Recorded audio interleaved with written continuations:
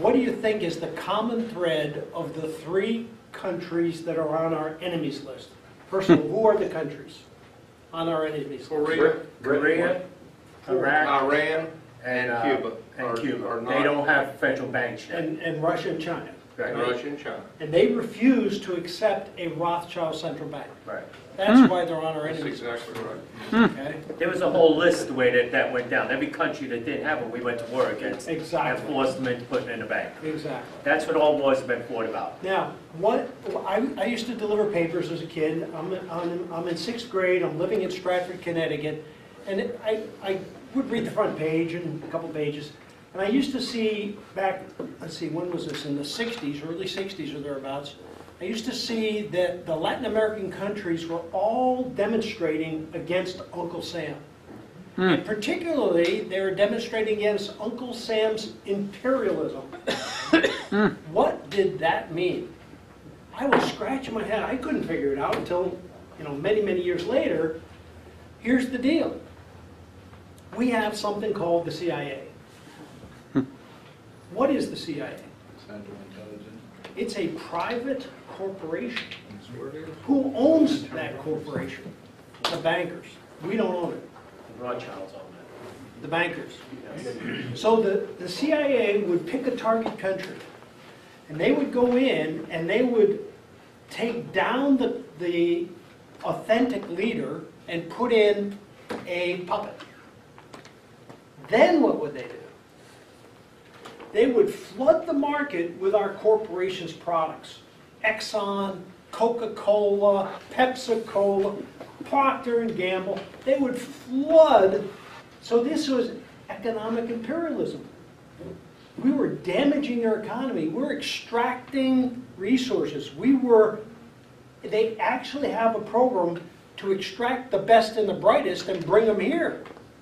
So it's a whole big machine that is set up to go out and take over the world. In my lifetime, I have never seen Germany or Japan ever stand up against an American policy. Never. Now, how could it be? Do they love us this much? No.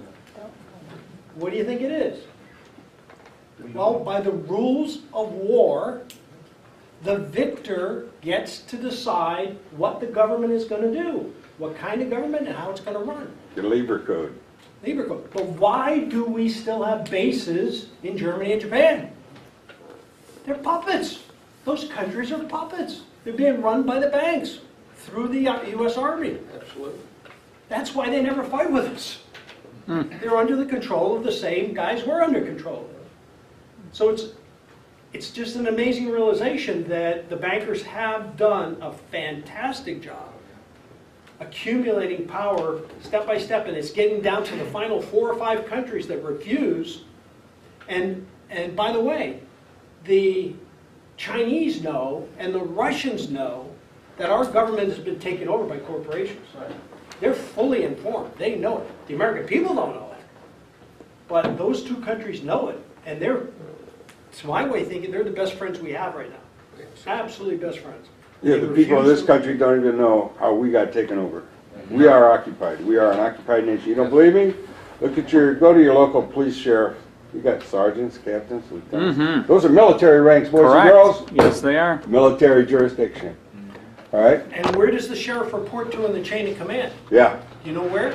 To the commissioners. We learned that the sheriff reports into the National Guard. Oh. Well, I don't Into the think military so. and the National Yeah, Guard. well, if they do, then I don't see how in the world the Army's not been arresting these flags, because the sheriff even walks around. Look at his uniform. He's got that gold fringe around his stupid flag on his uniform. There's The military is being paid by the Rothschilds right now. right. So they own our military, Right. which is not our military. Right. Well, there are some. Okay, there are some. Believe me, I know. There's 2 militaries. Why do you think Obama got rid of 200 generals and admirals last year? And why is Trump bringing them back? Yes, exactly. Wait. I just thought of this. Does George Soros work for the banks? He's not only, no, he's a major investor, he's a supplier. Or do they work for him? No. No, I think he's a puppet too. He's a banking agent that destroys countries for business. Right. Right. Yeah, that's what I'm saying, he's an investor. They let him do his thing because it's all for their good. Yep, he's They an work investor. hand in hand together. So- That's, you know. So this brings us back to a couple of key points in the history. One, Hey Charlotte County, this is Charlotte County Cop Watch, and I wanted to explain what fair use is. You can use pieces of news articles if you're doing it for news reporting, you have commentary, and you're doing it for education purposes. So that's what fair use is, as you can see right here. Another reason why I wanted to make this video is to let you know I have just joined with Patreon. A nice thing with Patreon, I make no money on YouTube. They took the money away years ago, and so this is another way to give, and it's a nice thing too because you can give monthly. You can give $1, $5, $10, whatever. I do 4 to 5 hours a day on trying to wake the sheeple up on how corrupt it is and different ways that you can fight the corruption. So Patreon is a way that you can do it, and then of course the old way is still there. Donate to Charlotte County Cop Watch with PayPal or credit card. So keep that in mind. 4 to 5 hours a day. I make no money, but the corruption happened to me, and I'm sick of it. So I'm trying to wake people up. But my wife would love it if if we could get some help out there. There's 47,000 subscribers. Just think if each one of you subscribers just gave let's say actually yes, $1 a month. 47,000 subscribers gave $1 a month. That would be awesome. That's not going to happen. But anyways, that would be great if it did happen. But do the math in your head. Just think about it. Like I said, 4 to 5 hours a day. I get no money from YouTube. YouTube has gone nuts. You can't do anything anymore. They're taking the money away everywhere. So these are a couple different ways that you can still help out with all this time that I put in. And as you know, I'm in a special situation where, at least I can do it. 4 to 5 hours a day. We have a cleaning company during the day. That's what allows me to do this, and we're debt free. So this is my hobby. I don't go fishing and all that other crap. I try to save the world.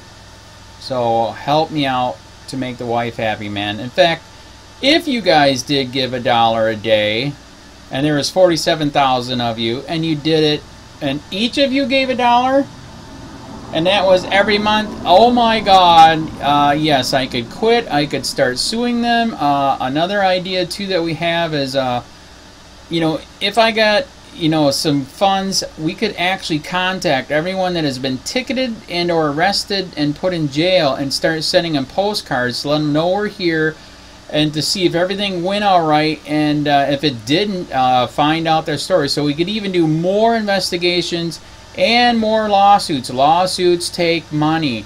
So just think about that. 47,000 of you so far right now. $1 a day. $1 a month on Patreon, or $5 a month Patreon, 10, 20, whatever. Just do the math in your head. Help out. This is a lot of work every single day. Thanks.